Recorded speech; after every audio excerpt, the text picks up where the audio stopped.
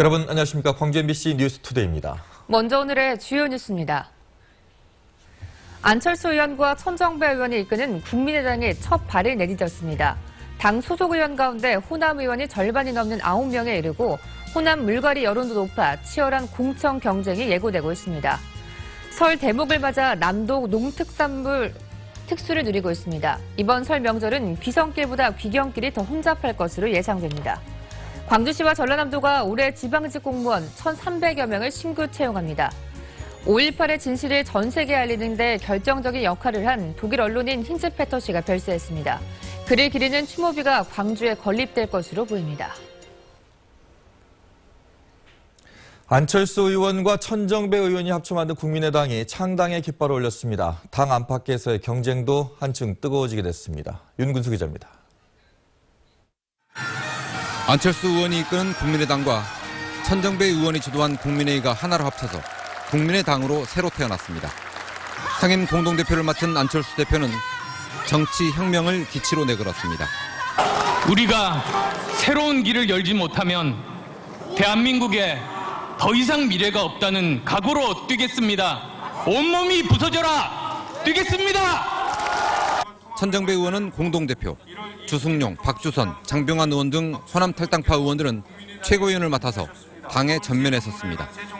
국민의당이 우선 내세운 경쟁 상대는 친정과 다름없는 더불어민주당.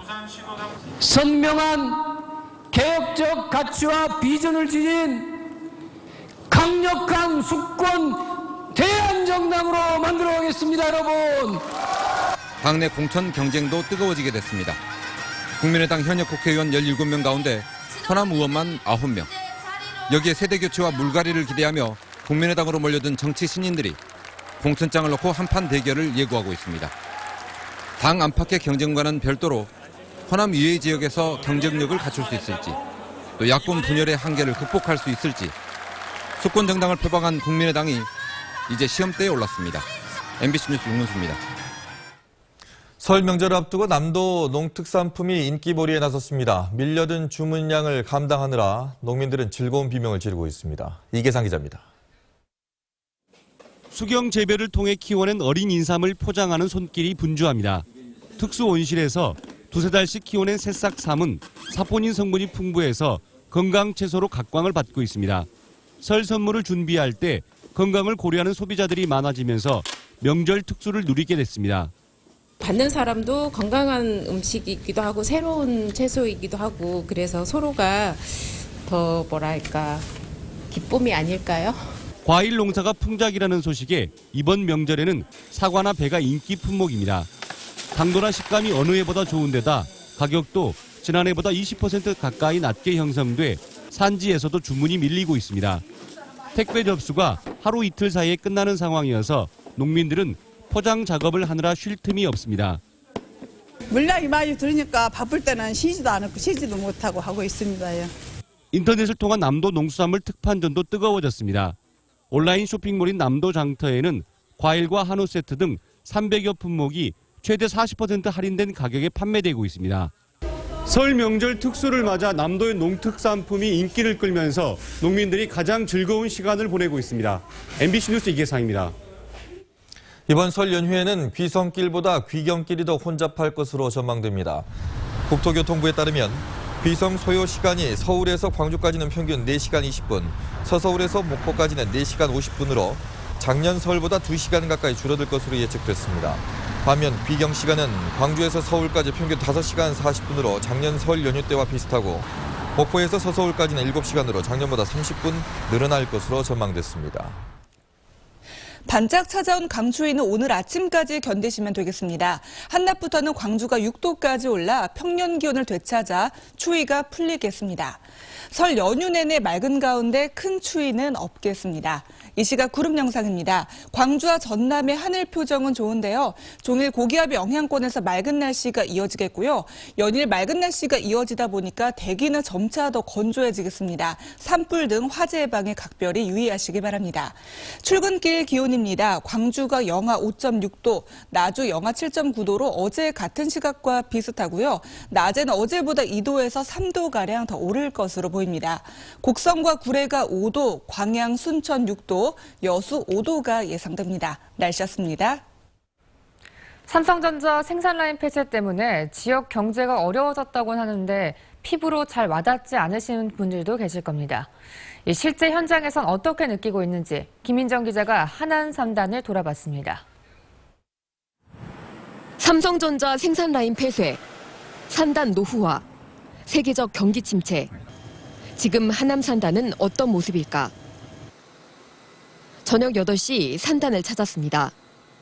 일감이 줄어들 경우 당장 영향을 받는 잔업이나 야간 근무 현황을 살피기 위해서입니다.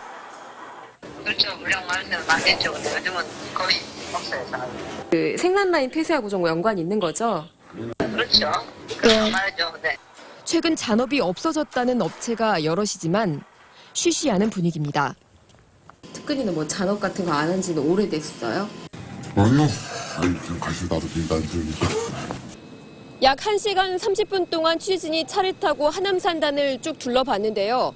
삼성전자 1차 협력업체 2곳 중 한 곳꼴로 야간 작업을 하지 않고 있었습니다. 주문량 감소 때문입니다. 이미 오래전부터 시작됐고 예상됐던 일인데 왜 이제야 뒷북이냐며 냉소하기도 했습니다. 벌써 몇 년 전부터 나가기 시작했는데 이제 이런 거 조사하는 거 보면 싫어요. 인터뷰하기도 싫고 시에서 와서도 물어보고도 싫고. 파장은 삼성전자 협력업체로 끝나지 않았습니다. 삼성전자 물건을 실어나르는 화물차들이 머무르는 화물차고지. 진곡산단 화물차고지에는 한창 도로 위를 달리고 있어야 할 화물차들이 이렇게 대낮에도 주차되어 있는 모습을 볼 수 있었습니다. 공장이 해외로 가다 보니 광양항이나 부산항으로 가던 수출 물량이 최근 몇 년 새 줄어든 겁니다. 삼성이 해외로 많이 공장을 이전해 나가는 과정에서 저희가 한 50회 정도 했던 것을 현실적으로 한 35회 정도 하고 있습니다. 할부 넣고 집에 가져간 돈이 생활비를 못할 정도입니다. 뒤늦게 실태 파악에 나서고도 올해는 피해가 본격화되지 않을 것이라며 안일한 상황인식에 빠져 있는 광주시. 그러나 가장 힘없는 곳, 보이지 않는 사각지대는 이미 무너져 있었습니다. MBC 뉴스 김민정입니다. 광주 하남산업단지의 경쟁력 강화를 위한 재생계획 수립이 시작됐습니다. 광주시는 하남산업의 경쟁력 강화를 위해 재생사업지구 지정과 사정 경관계획 등을 담은 기본계획을 수립하기로 하고 용역 추진을 위한 입찰 절차에 착수했습니다. 노후산단 리모델링 사업에 선정된 하남산단에는 오는 2021년까지 국비와 시비 등 2,944억 원이 투자됩니다. 광주시와 전라남도가 올해 지방직 공무원 1,300여 명을 신규 채용합니다. 행정자치부에 따르면 광주시의 일반직 채용 인원은 349명으로 지난해와 비교해 123명, 비율로는 54%가 늘었습니다. 전남의 경우는 지난해 1,100여 명에서 올해는 965명으로 54명이 줄었습니다. 행자부는 청년 실업 해소를 위해 전국적으로 지방공무원 2만여 명을 신규 채용하기로 했고 이는 역대 최대 규모라고 밝혔습니다. 5.18의 참상을 전 세계로 알리는 데 기여한 독일 언론인 위르겐 힌츠페터 씨가 별세했습니다. 평소 5.18에 대해서 독재에 저항하는 인류 보편의 가치이자 민주주의의 상징이라며 깊은 애정을 보인 고인을 기리기 위해서 광주에 추모비가 건립될 것으로 보입니다. 정용호 기자입니다. 계엄군의 만행에 피범벅이 된 시민이 길 위에 쓰러져 있습니다. 또 다른 시민은 몽둥이를 든 계엄군에게 끌려갑니다. 계엄군의 총칼 아래 무참히 짓밟힌 80년 5월 광주의 참상은 당시 독일 공영방송의 특파원이었던 힌츠페터 씨를 통해 전 세계로 알려졌습니다. 지난 2005년에 5.18 25주년을 맞아 광주를 방문하기도 했던 힌츠페터 씨가 향년 79세를 일기로 별세했습니다. 평소 죽어서 광주 망월동에 묻히고 싶다고 말한 고인에게 5.18은 민주주의의 표상이었습니다. I'm very happy to come back to Gwangju and meet all the people who fought 25 years for freedom and democracy. 하지만 가족들의 반대로 고인을 5.18 묘역에 안장하는 것은 어려울 것으로 보입니다. 대신 고인이 남긴 신체 일부를 담아 추모비를 건립하는 방안이 검토되고 있습니다. 가족들이 반대하기 때문에 몸은 여기에 눕히지 못하지만 내 머리카락과 손톱을 여기에 잘라놓고 가겠다. 바로 이것이 이제 그 힌치페터 씨의 머리카락과 손톱이 들어있는 봉투입니다. 1986년 서울 광화문 시위 현장에서 경찰에게 맞아 목과 척추에 중상을 입기도 하는 등 한국 민주주의 현장에 늘 함께했던 위르겐 힌츠페터. 그는 5.18을 절대 잊지 말라고 강조했습니다. And it is necessary to remember, as we Germans remember that bad days of our Second World War. MBC 뉴스 정용욱입니다. 전남지방경찰청은 지난달 29일 여수경찰서 소속 47살 신모 경위가 한 술집에서 회식 중 술에 취해 여성 경찰관을 성추행한 정황을 포착하고 사실관계를 확인하고 있습니다. 신 경위는 당시 만취한 상태였다며 성추행 사실을 인정했으며 경찰은 설 연휴 뒤 징계위원회를 열어 징계 수위를 결정할 방침입니다. 광주지검의 여성아동범죄조사부가 신설됐습니다. 광주지검은 성폭력과 아동학대 사건에 신속하게 대응하기 위해 서울과 대구에 이어서 전국 세 번째로 광주에 여성아동범죄조사부를 신설했다고 밝혔습니다. 광주지검은 특히 아동학대 사건의 경우 사건 발생 초기부터 전담 검사가 수사를 지휘하도록 했습니다. 광주 전남 지역의 아동학대 사건은 2012년 800건, 2013년 920건, 2014년에 1,100여 건 등 해마다 증가하고 있습니다. 광주 광산경찰서는 설 상여를 훔쳐 달아난 혐의로 32살 정모 씨를 붙잡아 조사하고 있습니다. 정 씨는 어제 새벽 0시 20분쯤 광주시 광산구에 자신이 근무하는 회사에서 금고에 들어있던 설 상여금 현금 800만 원을 훔친 혐의를 받고 있습니다. 경찰 조사 결과 정 씨는 직원 설 상여를 넣어놓은 금고 열쇠가 평소 서랍에 보관되고 있다는 점을 이용해 이 같은 범행을 벌인 것으로 드러났습니다.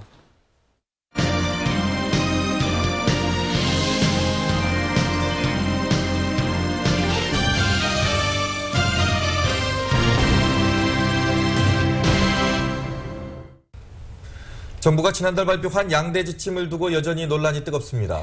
네, 이 양대 지침은 무엇이고 정부는 왜 시행하려고 하는지 또 노동계는 왜 반발하는지 이틀에 걸쳐서 들어보겠습니다. 오늘은 먼저 광주지방노동청의 김양현 청장과 이야기 나눠보겠습니다. 안녕하십니까? 네, 안녕하십니까? 네, 안녕하십니까? 네, 정부가 말하는 그 양대 지침이라는 것이 어떤 것인지를 좀 설명을 부탁드리겠습니다. 네, 통상 말씀하신 지침이라는 것은 정부가 법령을 해석하거나 적용하는 하나의 준칙을 말씀합니다. 그래서 이번에 만든 공정인사 지침은 근로자를 채용하여 퇴직까지의 그 전반적인 인사 가이드입니다. 네. 그래서 가급적이면은 근로자를 뽑을 때 직무 능력으로 채용을 하고 또 공정한 평가 보상을 통해서 유연하고 합리적인 인력을 운영토록 하는 고용 절차를 말합니다. 그럼으로써 근로관계의 예측성을 높이고 공정성을 제고함으로써 고용 안정과 분쟁을 예방하고자 마련한 것입니다. 네. 그런데 이제 노동계에서는 반발이 상당합니다. 특히나 네. 이제 이 양대 지침이 쉬운 해고를 주장할 것이다 이렇게 말을 하고 있는데 지금 말씀하시는 것은 질 좋은 뭐 고용이라든가 또 고용 안정을 할 거라고 이거 반대로 얘기하고 계세요. 그 근거는 어디에 있습니까? 예. 우선 그 세계적인 저성장 기조와 함께 일자리 창출 능력이 굉장히 떨어지고 있습니다. 우리도 알다시피 97년 애한위기 이후에 비정규직이 양산되고 하도급여가 늘어나는 등 노동시장의 이중구조화는 더욱더 악화되고 일자리 질은 떨어지고 있습니다. 이러한 배경에는 연공서열식 임금체계라든지 불투명한 노동시장 규율이라든지 그로 인한 잦은 분쟁 등 이런 것 때문에 기업에서는 정규직보다는 비정규직을 선호하고 의존하지 않았나 생각이 듭니다. 그래서 이참에 근로계약관계의 불투명을 해소하고 유연성과 안전성을 조화시킴으로써 사용자로 하여금 가급적 정규직을 채용토록 하도록 촉진하고자 한 것입니다. 네, 저성과자에 대한 평가가 특히나 논란인 것 같은데요. 네. 왜 이 인사권을 가진 사측이 업무와 상관없는 부서로 배치를 한 다음에 저조한 성적을 이유로 해서 해고를 시키는 이런 부당한 일들이 많이 벌어질 것 같다라는 이야기가 나오는데 어떻게 보시나요? 예. 업무능력 부진자 내지 성과 부진자에 대한 퇴출 가능성에 대해서 민감하게 반응한 점은 잘 알고 있습니다. 네. 그러나 이러한 경우는 매우 극단적이고 예외적인 경우입니다. 대부분의 근로자들은 아마 이 영향과 이와는 크게 무관할 거라고 생각합니다. 그러니까 거듭 강조하지만은 정부는 새로운 유형의 해고를 조립하려는 것이 아니라 그동안 판례에서 축적된 그 정당성을 갖춘 통상해고 가능성을 저희들이 보다 분명하게 이번에 제시하는 것입니다. 네, 뭐 규칙상으로는 그렇습니다만은 현실적으로 봤을 때는 예를 들어서 회사가 어려운데 너가 여기에 있었지만 그래도 여기에 가서 좀 해줘야 되지 않겠느냐라고 말을 했을 때 근로자는 그 얘기를 좀 반대하기가 거부하기가 좀 힘들거든요. 그런 경우는 이런 취업 규칙에서는 좀 해당되지 않는 것 같은데요. 예, 아까 말씀드렸지만은 기준법상 취업 규칙을 변경할 때는 반드시 동의 원칙이 지켜져야 합니다. 네. 다만 예외적으로 그다음 판례에서 인정했습니다만 사회 통념상 그 합리성을 갖춘 경우를 저희들이 보다 구체적으로 만든 건데 예를 들어서 정년 연장과 관계 임금 피크제를 도입하기로 했다. 그러면 근로자 이익과 불이익이 동시에 이렇게 병존하거든요. 그때는 네. 두 가지를 다 비교 형량을 한다든지 그 다음에 얼마나 노조와 그 협의를 성실히 하였다든지 또 불이익을 입었다면 그에 대한 상당한 보상을 어느 정도 한다든지 종합적으로 판단해가지고 그것이 합리성이 인정된다면은 교섭을 거부하거나 극구 반대한 경우에 네. 예외적으로 그런 경우는 사용자가 일방적으로 취업규칙을 동경해도 가능하다 이렇게 인정하자는 것입니다. 네, 뭐 부당한 인사 발령이라든가 아니면 취업 규칙을 변경할 때는 노조의 동의는 무조건 있어야 된다. 그렇습니다. 그게 원칙입니다. 예, 그렇군요. 네, 이 양대 지침에 보면요. 또 근로기준법과 충돌하는 것들이 많아서 법정으로 가는 사례가 늘 것이다라는 우려의 목소리가 높은데요. 이것에 대해서는 어떻게 보시나요? 예, 근기법에서는 취업규칙 불이익 변경 시 반드시 동의권을 구하도록 되어 있고 판례에서는 예외적으로 사회 통념상 합리성을 인정하고 있기 때문에 이 취업규칙 변경을 둘러싸고 노사 간의 갈등의 소지가 있어온 건 사실입니다. 그래서 이참에 우리 정부가 취업규칙 운영의 적법성을 도모하고 또 법령과 판례를 토대로 사회 통념상 합리성의 판단 기준을 구체적으로 제시하려는 것입니다.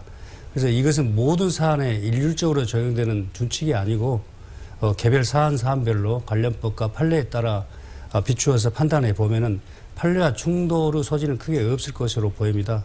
저희들은 오히려 취업규칙 변경이라든지 해고 등을 둘러싼 그런 소모적 분쟁이 줄어들 걸로 보고 또 일부 현장에서는 오남용 소지가 있을 거라도 내다보기 때문에 네. 그런 것이 없도록 지침 내용을 정확하게 알리고 네. 또 사업장에 대해서는 지도 감독을 철저히 해 나갈 생각입니다. 예.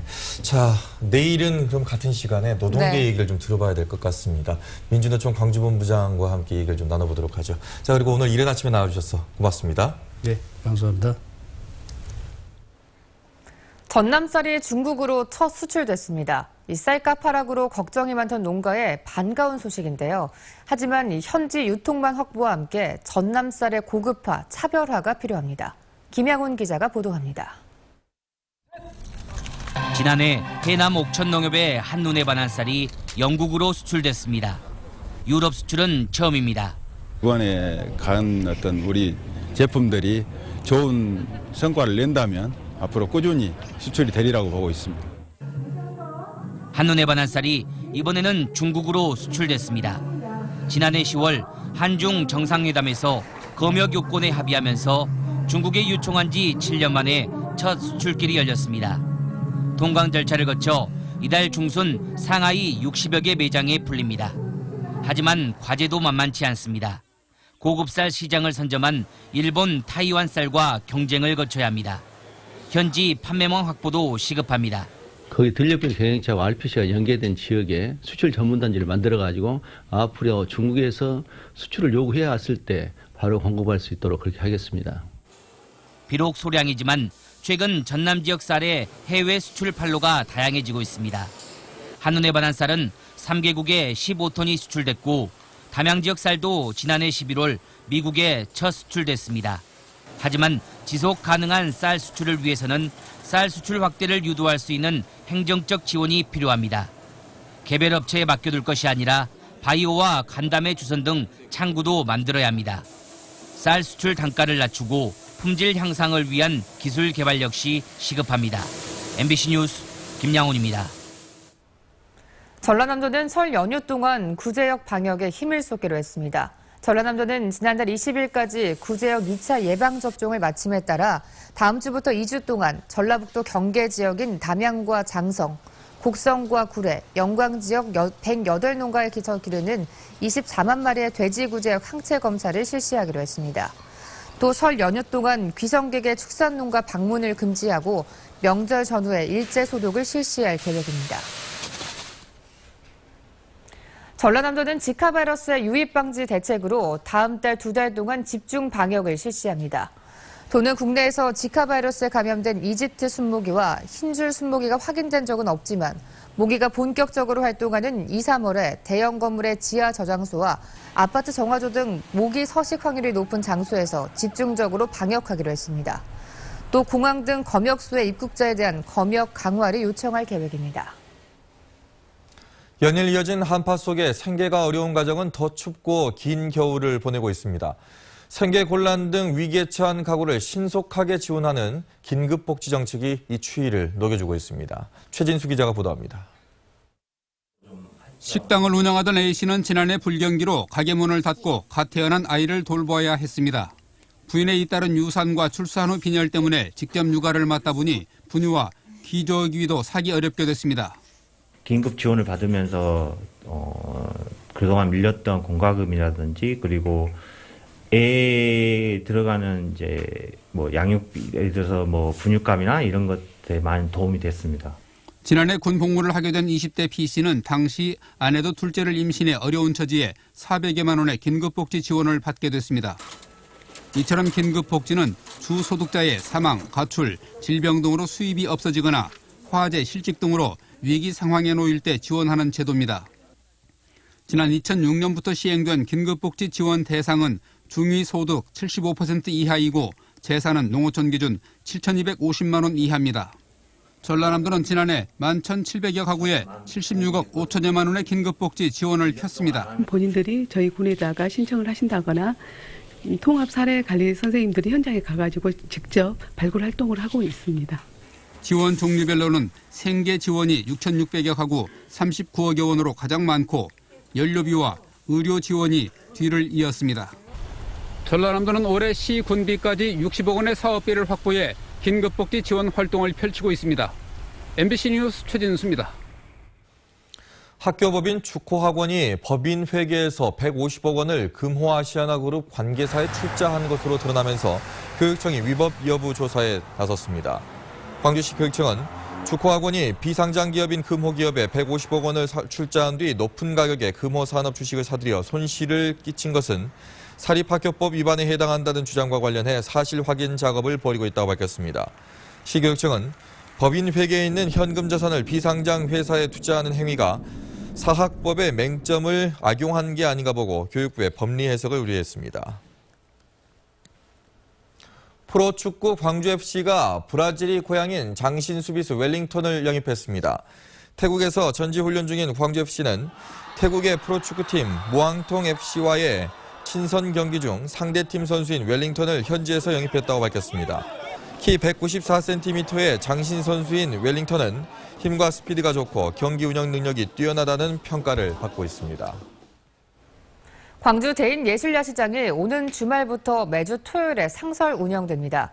광주시는 그동안 한 달에 2차례씩 토요일과 일요일에 열었던 대인예술야시장을 앞으로는 매주 토요일에 연다고 밝혔습니다.